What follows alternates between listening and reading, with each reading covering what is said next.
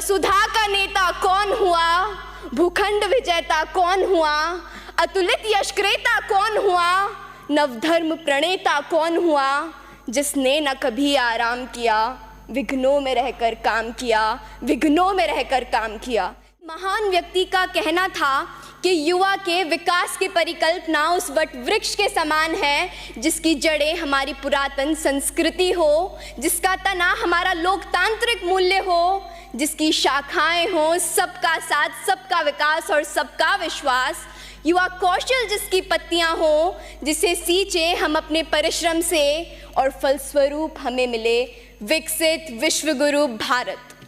As quoted by Mahatma Gandhi, live as if you were to die tomorrow and learn as if you were to live forever. These words reminds us that education is not merely about acquiring knowledge, but continuous growth throughout our lives.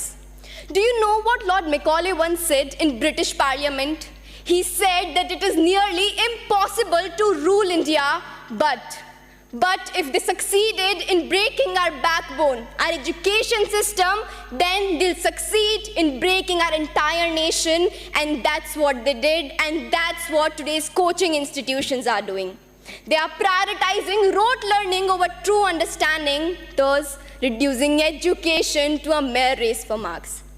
आज के coaching संस्थानों ने गुणवत्तापूर्ण शिक्षा को हर नागरिक के मौलिक अधिकार से एक विशेष अधिकार बना दिया है। चिंतित माता पिता की नज़रों में ये कोचिंग संस्थान पैसा छापने की मशीन बन गए हैं जो छात्रों और अभिभावकों की असुरक्षाओं पर गिद्ध दृष्टि लगाए हुए हैं। आपको यह जान के हैरानी होगी कि हमारे देश के प्रतिष्ठित कोचिंग संस्थानों में 120 से भी ज़्यादा छात्रों के लिए केवल एक अध्यापक नियुक्त होता है। क्या ये पर्याप्त है? साथियों, याद रखिए, संघर्षों के साए में इतिहास हमारा पलता है। जिस और जवानी चलती है उस और जमाना चलता है। हमें ज़रूरत है मजबूत नियम बनाने की ताकि यह कोचिंग संस्थान पारदर्शी रूप से संचालित हो और छात्रों की भलाई को प्राथमिकता दें।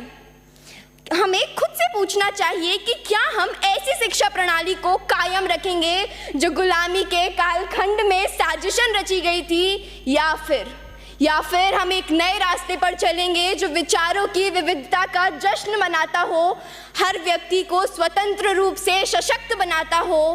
अंत में मैं बस यही कहना चाहूँगी कि वसुधा का नेता कौन हुआ, भूखंड विजेता कौन हुआ, अतुलित यशक्रेता कौन हुआ, नवधर्म प्रणेता कौन हुआ, जिसने न कभी आराम किया, विघ्नों में रहकर काम किया, विघ्नों में रहकर काम किया। जय हिंद, जय भारत और धन्यवाद।